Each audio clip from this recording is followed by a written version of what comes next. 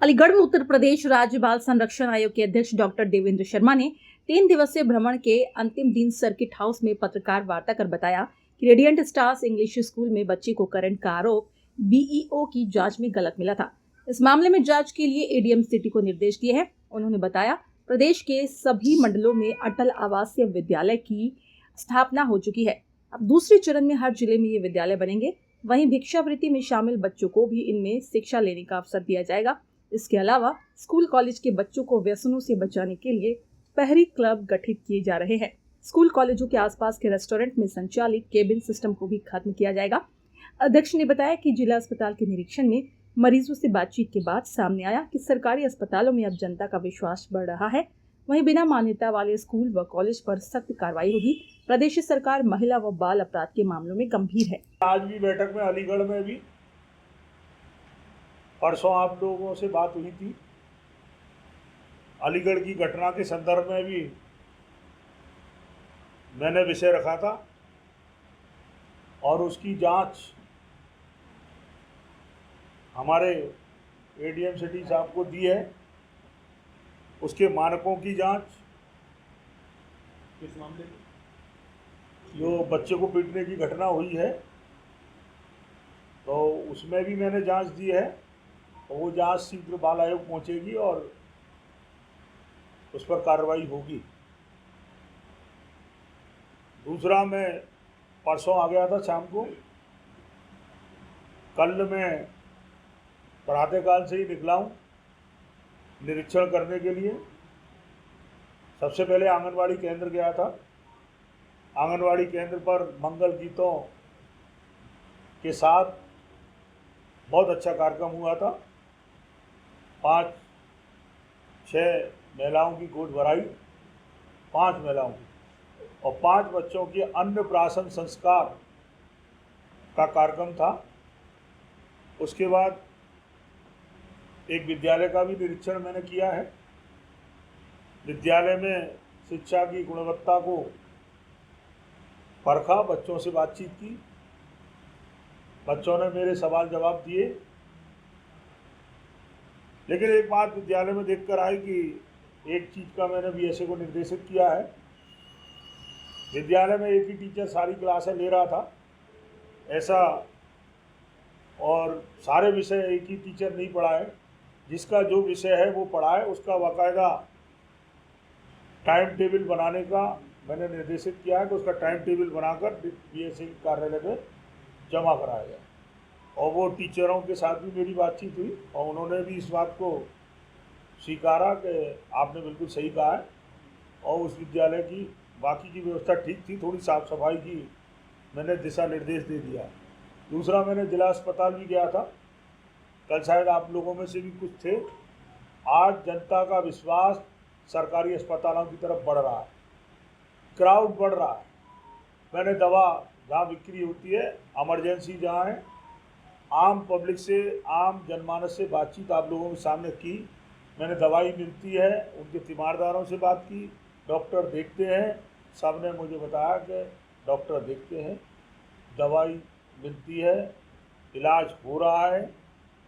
और साफ़ सफाई के बारे में मैंने निर्देश कड़ाई से दिया है कि साफ़ सफाई हॉस्पिटल में रहना चाहिए। और मैंने मरीजों के तीमारदारों से कहा, छोटे बच्चों को केवल हॉस्पिटल घुमाने के लिए ये पिकनिक स्पॉट नहीं है, और आप बच्चों को केवल अगर बीमार नहीं है तो हॉस्पिटल ना लाएं अपने साथ, क्योंकि कीटाणु फैलने की उसमें वो रहती है। दूसरा, उसके बाद में जेल गया था और जेल में जो माएँ रहती हैं, 6 साल से नीचे के बच्चे जेल में रहते हैं, ऐसे 14 बच्चे थे। उन बच्चों के लिए पूरे प्रदेश में हमने अलीगढ़ में भी क्रैच बनाया है और एक बाल बच्चों के लिए फिसलनी, झूला, वॉकर।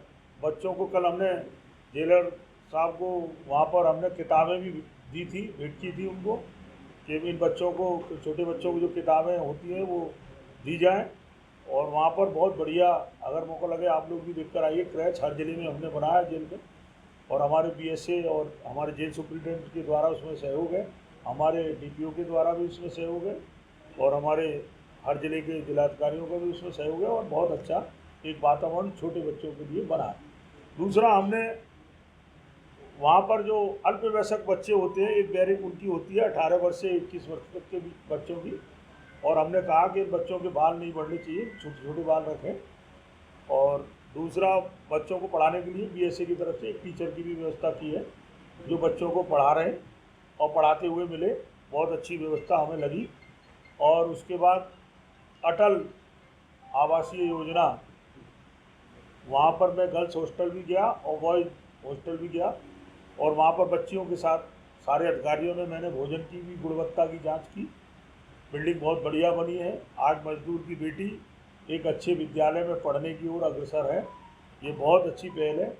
और जैसी अभी तक मंडल में एक अटल, हमारे मंडल में थे लेकिन आगे चल के अब जिस जिले में भी बनेंगे ऐसी योजना, उसमें कोरोना वाली बच्चों को भी शामिल किया गया है। और अब जो भिक्षावृत्ति वाले बच्चे, जो हमने भिक्षा को शिक्षा के साथ जोड़ा है, उसको भी आज हमने पूरी समीक्षा यहाँ पर की है। उसमें हमने समीक्षा में निर्देशित किया है कि जो बच्चे भिक्षावृत्ति करके रेस्क्यू होंगे उन बच्चों को शिक्षा दिलाने के लिए। और दूसरा, क्योंकि इसमें दो तरह के प्रावधान निकल कर आए जो हमारा अनुभव है और हमारे अधिकारियों का अनुभव है। एक तो आदतन भिक्षावृत्ति करने वाले परिवार हैं, वो उनके माँ बाप भी भिक्षावृत्ति करते हैं और बच्चों से भी भिक्षावृत्ति कराते हैं। उन आदतन भिक्षावृत्ति करने वाले परिवारों को सरकारी योजनाओं का लाभ मिले, जिससे उनका मन भिक्षावृत्ति से हटे। और दूसरा, जो बच्चे भिक्षावृत्ति करते हैं उनको पढ़ने की व्यवस्था कराई जाए। बेटियों को कस्तूरबा विद्यालय में एडमिशन मिले, बेटों को अब यहाँ पर एक हमारे समाज कल्याण विभाग का ये ATS विद्यालय भी बहुत अच्छे चल रहे हैं हमारे यहाँ भी एक विद्यालय बन रहा है, तो आगे चल के उसमें भी बच्चों को एडमिशन मिलेगा। और अटल वाले में भी मैं ऊपर से लिखकर हमारे भिक्षावृत्ति वाले जो बच्चे रेस्क्यू होंगे उनको अटल वाले विद्यालय में भी प्रवेश दिलाने का पूरा प्रयास करूँगा। दूसरा, हमारे स्पॉन्सर योजना में 4,000 रुपया पर मंथ हम ऐसे बच्चों को दे रहे हैं और इसमें जो है उन बच्चों को जिनको रेस्क्यू किया जाएगा उन बच्चों को भी मिलेगा। दूसरा, हमारे मुख्यमंत्री जी, यशस्वी मुख्यमंत्री जी योगी आदित्यनाथ जी बच्चों और महिलाओं के प्रति काफ़ी संवेदनशील हैं और उनकी संवेदनशीलता इस बात को सिद्ध करती है कि जब कोरोना रूपी महामारी थी, बच्चे अनाथ हो रहे थे, उन अनाथ बच्चों की चिंता करने का काम सरकार कर रही है। और सरकार आपके इसमें अलीगढ़ में मुख्यमंत्री बाल सेवा योजना के अंतर्गत हम 4,000 रुपया प्रति माह दे रहे हैं, जिसमें अलीगढ़ में 367 बच्चों को इस योजना का लाभ मिल रहा है। 1 मार्च 2020 के बाद जिन बच्चों के माँ या पिता किसी का भी किसी बीमारी से देहांत हो गया हो, ऐसे बच्चों को भी हम 2,500 रुपया प्रति माह दे रहे हैं, जिसमें 537 बच्चों को इसमें इस योजना का लाभ मिल रहा है। उसके साथ साथ कल जेल में भी हमने एक बात और रखी है कि जिन बच्चों के माँ बाप को सज़ा हो गई उन बच्चों का क्या कसूर है, तो उसके लिए भी हमने पूरे प्रदेश में अब ये जारी करा है कि उसमें सामान्य जो हमारी योजना है, मुख्यमंत्री बाल सामान्य योजना, उन बच्चों की सूची बनेगी और वो सूची हमारे जिला प्रोबेशन के द्वारा वो उनके घरों को चिन्हित करके उन बच्चों के फॉर्म भरवाए जाएंगे और उन बच्चों को भी पढ़ने के लिए 2,500 रुपया प्रति माह दिया जाएगा। हमारे यहाँ बेटी बचाओ बेटी पढ़ाओ, जो हमारे प्रधानमंत्री जी का जो स्वप्न है उसको साकार करने का काम सरकार कर रही है। और उसमें मुख्यमंत्री कन्या सुमंगल योजना, जिसमें आपके अलीगढ़ में 25,000 0 से 18 साल तक की बच्ची को 6 बार में 25,000 रुपया पढ़ाई के माध्यम से दिए जाते पढ़ने के लिए। उसमें 23,416 बेटियों को इसमें लाभ मिल रहा है। दूसरा, विधवा पेंशन योजना, इसमें 55,617 बेटियों को पेंशन योजना का लाभ हमारे विभाग की तरफ से मिल रहा है। ये योजनाएं हमारी चल रही हैं। स्पॉन्सर योजना कितनी है? 267 जो 4,000 रुपया हम दे रहे हैं स्पॉन्सर योजना से, ऐसे 267 बच्चों को 4,000 रुपया प्रतिमाह मिल रहा है। दूसरा, हमने एक और आग्रह आज एक और निर्देश अधिकारियों को दिया है कि अलीगढ़ में जितनी भी कोरोना वाली माँ हैं उनको बुलाकर उन माँओं को एजेंसी के द्वारा जो 10,000 12,000 पढ़ी हैं तो उनको उसके हिसाब से आंगनबाड़ी और इनसे समूह से इनसे सबसे जोड़ा जाए अगर वो नौकरी करना चाहती हैं। अगर पढ़ी लिखी नहीं है तो खाना बनाने के लिए इस तरह से हमारे यहाँ जो पोस्टर रहती है एजेंसी के द्वारा उनमें समाहित किया जाए। और ये हमारे डीएम सिटी साहब ने भी नोट कर लिया है और हमारे डीपीओ से मिलकर इसकी योजना बना लेंगे। पहले भी कुछ महिलाओं को हमने नौकरी दी थी। ऐसी उत्तर प्रदेश में हमने 786 कोरोना वाली महिलाओं को उत्तर प्रदेश में हर ज़िले में मैंने 10-15 तो ऐसी सूची बनाकर उनको समूह से या जिससे उनका कुछ रोजगार उनको मिल जाए, क्योंकि हमारे आदरणीय मुख्यमंत्री जी का ये निर्देश था कि उनके घर जाना चाहिए और मेरे को ये निर्देशित किया था, लेकिन मैं घर न जाकर उनको यहीं बुलाकर अधिकारियों के साथ उनका कुछ रोजगार उनको क्या क्या सरकार की योजना उनका भी लाभ उनको मिल जाए, उसके लिए मैं उनके नाम नोट अधिकारियों को करा के जाता हूँ। उसकी समीक्षा बाद में बाला आयुक्त को पहुँच जाती है। हमने ये भी निर्देशित किया है कि केबिन सिस्टम नहीं होना चाहिए कॉलेजों के पास, केबिन में बैठकर कोई चाय कॉफ़ी नहीं पिएगा। इसके लिए भी हमने कहा है कि ऐसे जो होटल हैं जो विद्यालय के पास बने हैं, इंजीनियरिंग कॉलेज के पास बने हैं, डिग्री कॉलेज के पास बने हैं, केबिन से ओपन सिस्टम होना चाहिए। चाय पिए, भोजन करें, हमें कोई आपत्ति नहीं है, केबिन में बैठकर बच्चे नहीं करें, उसके लिए भी हमने निर्देशित किया है। बाल श्रम को लेके मैंने कड़ाई से निर्देशित किया है कि जो भी बाल श्रम हो वो बच्चों को रेस्क्यू करके हमारे CWC कार्यालय में उपस्थित करें और टास्क फोर्स के साथ जाए।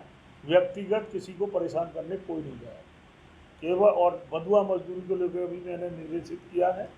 ये सब बैठक RT के तहत भी मैंने आज बातचीत हुई है।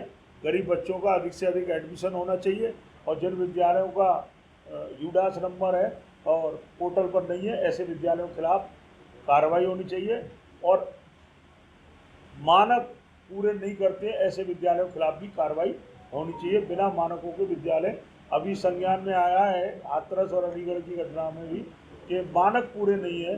हॉस्टल लोगों ने बना दिए 10-10 कमरों के, लेकिन वो उसकी मान्यता नहीं लेते हैं, ये भी गलत है। उनकी मान्यता भी हॉस्टल के लिखित में हमारे। और दूसरा, हमने जितने भी NGO चल रहे हैं बच्चों से संबंधित, आज हमने निर्देशित किया है कि उन NGO को लिस्टेड हमारे जिला प्रोफेशनल अधिकारी को करना चाहिए, जिससे हमारी भी जानकारी में रहे वो NGO कर क्या रहे हैं। हम सब मिलकर आप सबके सहयोग से एक स्वस्थ अलीगढ़, स्वस्थ उत्तर प्रदेश, बच्चे खेलें, बच्चे पढ़ें, बच्चे अलीगढ़ के और उत्तर प्रदेश के आगे बढ़ें। जब अलीगढ़ के बच्चे आगे बढ़ेंगे आप लोगों को भी खुशी होगी। मैं इस बच्चों के चेहरे की मुस्कान को ढूंढने निकला हूँ, आप लोगों का सहयोग चाहता हूँ और कोई भी बात हो आप पर्सनली मुझसे कभी भी कह सकते हैं। अधिकतर लोगों को मेरे फ़ोन में